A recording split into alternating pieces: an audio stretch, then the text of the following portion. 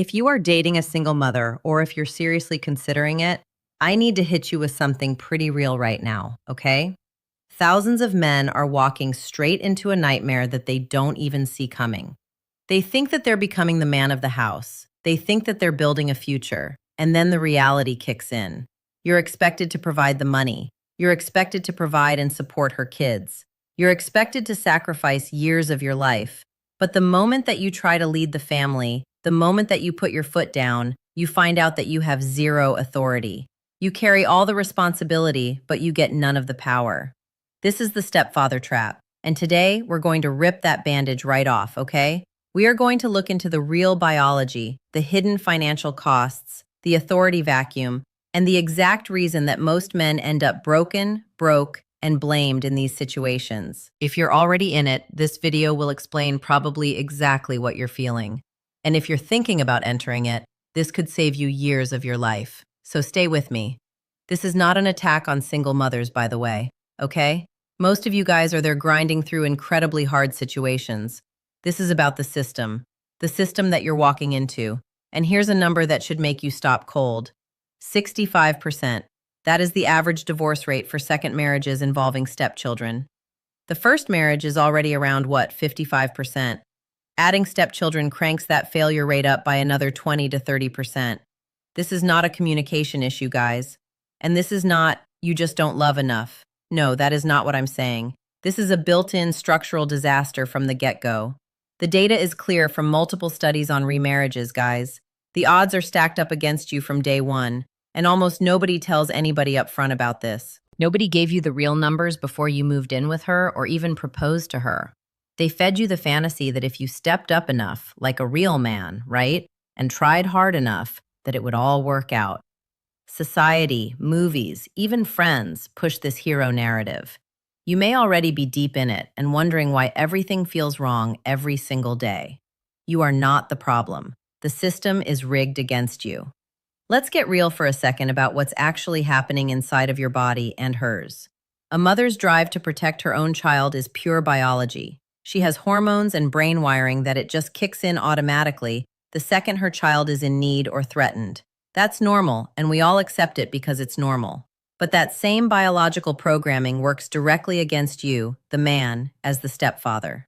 Across every culture on Earth, parents invest far more time, money, and emotional energy in their own genetic children. This is not my opinion or moral judgment. It is an evolutionary fact built into humans over hundreds of thousands of years.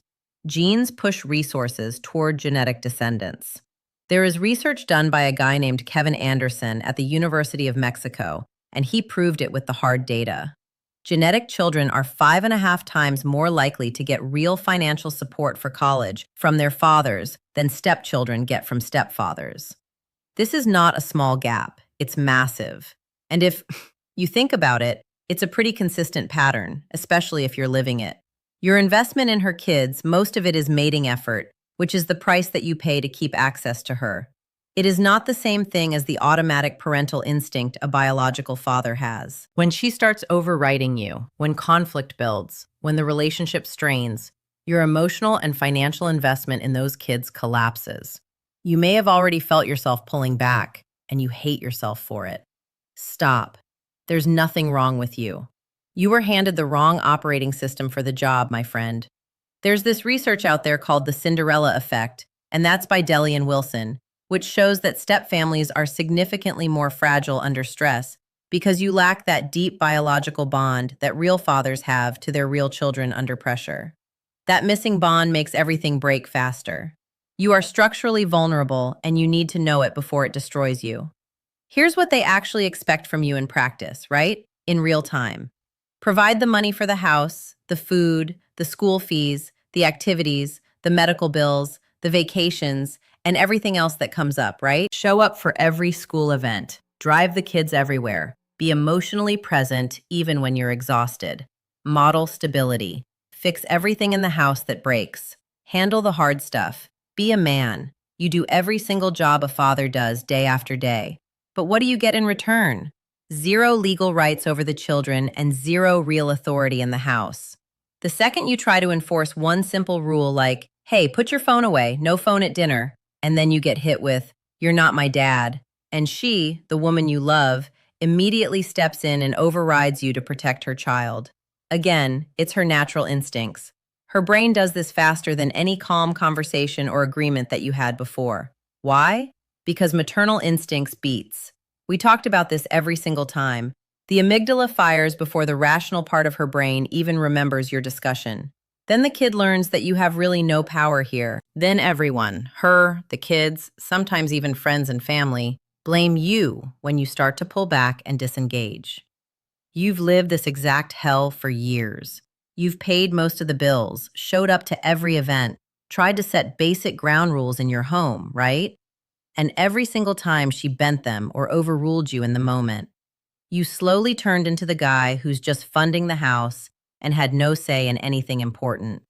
And then later she complained that you checked out, but she never admitted that she actually helped build the cage that you're trapped in by undermining you repeatedly.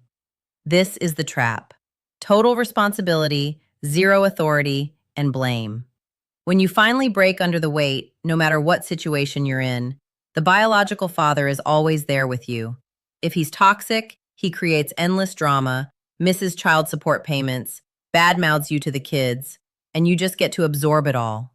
You can't stop it without making things worse for her. If he's friendly and cooperative, the kids still prefer him, and they show it.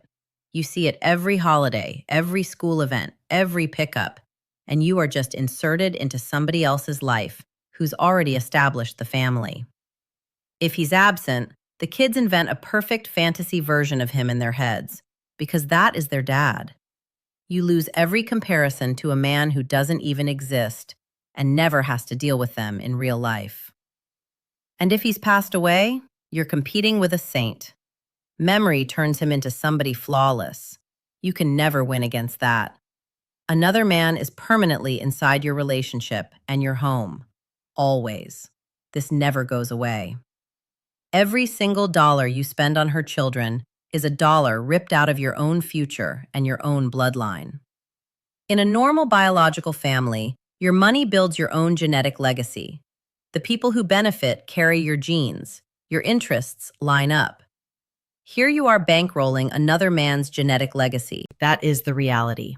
Wills and estates, those studies, right, show women regularly direct assets away from second husbands and straight to their kids. This is not evil. It is just pure biology. And it's pretty predictable if you think about it. A mother protecting her primary genetic investment. You pay for the bigger house with extra rooms, endless groceries that the teenagers just eat up, sports equipment, tutoring, camps, therapy sessions, you name it, all for children who are not yours, and they never will be yours. One day you will run the numbers and realize that you poured years of your life and probably hundreds of thousands of dollars into somebody else's family tree while your own got smaller. A little harsh, right? But stay with me, I promise. The sex and the desire that you felt in the beginning slowly dies. You jump straight from dating into fully loaded family life with kids, schedules, and ex-boyfriend or ex-baby daddy drama. You never got the years of just the two of you to build a deep history and real intimacy. Her kids are her main mission in life. They always will be. You are the support guy who keeps the machine running, paying the bills, driving and fixing things. Over time, she stops seeing you as her man and starts seeing you as the reliable utility. The desire turns into routine or nothing at all, and the loneliness hits you hard. This is not because you guys failed as a couple. The structure you are in kills it. Modern culture today, right? Sold you the hero story hard. Real men step up for single mothers. Movies, social media, and friends, they push this narrative nonstop. But they never showed you the 65% divorce rate, or the daily grind and the effort that it's going to take to make this work. A lot of men walk right into this because they need to feel needed. The rescuer role feels so powerful, and it gives like clear moral high ground to these guys. You get to be the good guy saving her, right? And the kids from the bad ex. It feels something meaningful in you, right? And it feeds something deep inside of you, especially if you are the type that gets the satisfaction from fixing broken situations. Have you ever been told or thought that you were a fixer? You have to look into this a little bit more. But here's the cold, harsh truth, my friends. Okay, that feeling fades fast. Once the immediate crisis is over, when the emergency passes, you are left holding the bag in a broken system with no real power, no legal rights, and constant undermining. The rescuer high. It turns into resentment because the structure was never built to reward what you're giving. Many men ignore the warning signs because admitting the risks feels like they're not man enough, and that hits you in your ego, right? So, you push forward anyway. This is exactly how and why so many of you end up trapped for years. She is carrying heavy damage from her last relationship. That is normal after a breakup with kids involved. But that damage creates anxious or avoidant behavior that gets aimed straight at you. If her ex was unreliable, she is probably going to test you constantly, accusing you of pulling away, even when you're doing everything. She may override your rules because any challenge to her kids feels like the old threat over and over and over again. Sound familiar? If her ex was controlling, she may see your normal attempts at leadership, right, as the start of the same problem. Her maternal protection kicks in even stronger because of the past trauma. You are not just dating her. You are dating her unresolved trauma, her loyalty to her kids, and her fear of repeating the past. This makes consistent support for your authority almost impossible in the heat of the moment, no matter what she promised you during the calm conversations. And can we be real for a second? Most people do not fully heal before jumping into the next relationship. That means her past is actively shaping your present every day. Now we have the kids. They're trapped in what's called a loyalty conflict, okay? Liking you feels like they're betraying their dad. Rejecting you hurts their mom. See how confusing that is? They dump all that pain, confusion, and anger directly onto you. This resistance hits the hardest between ages 9 and 15. Kids are in that stage. They're very sensitive during that stage. And when they're in that range, they're forming their identity and pushing against authority. It's normal. In your situation, you are the safest, weakest target. Their behavior is structural, it's not personal. Very young kids, like under 5, give you a better chance, right? To build that attachment because their brains are still flexible. They're still kids. Adult kids, they bring the receipts, the old resentments, and the inheritance worries, right? And all the long memories. You receive the defiance and testing every day without getting any explanation for it. This wears men down faster than anything else. Don't get me wrong, some situations actually work. I understand that. We are also talking about the rule, not the exception here. Like I said, some situations actually work.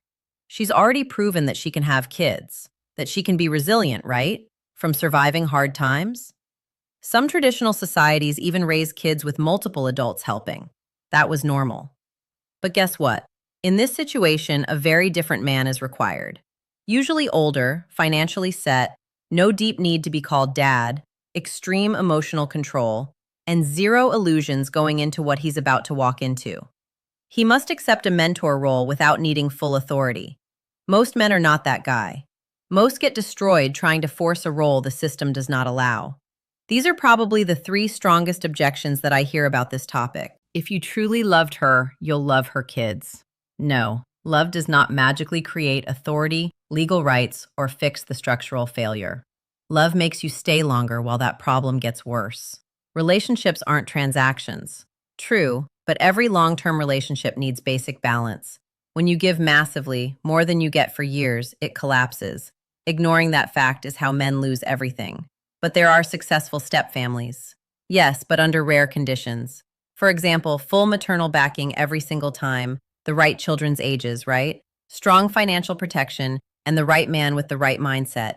And again, those are exceptions. So don't bet your life on being one of those guys. Answer these questions alone. Be brutally honest with yourself, okay? Do it alone. Number 1, can you actually live with the biological father's permanent presence in your home, your schedule, and life for the next decade or more? Number 2, has she proven in real moments, under real pressure, that she's going to back your authority in front of the kids every single time? Number 3, are your money, assets, and future legally protected, or are you just trusting love and good intentions? Number 4, does she take real ownership for her part in her last relationship blowing up? Number 5, Do her kids, the ages of them, match what you can realistically handle day after day without losing your mind? That's a big one. Number 6, would you still want her this badly if she needed nothing from you financially or emotionally? And number 7, if in your most exhausted and frustrated moments, year after year, can you stay in this role without turning bitter or resentful? Be honest with yourself. If you have lived this, paying the bills with no real say, supporting the kids who fight you, watching the desire die, then getting blamed for pulling away, this culture has no story for you. They only have two characters, right? The hero who stepped up or the villain who couldn't handle it. There's no character for the man who tried hard as hell inside a system designed to use him, chew him up, spit him out. You are not wrong for trying. You are not wrong for walking away. See this situation for exactly what it is. Decide with your eyes wide open. Your time, your money, and your one life are not unlimited. Do not waste them on a role that was never built for you. See you in the next one.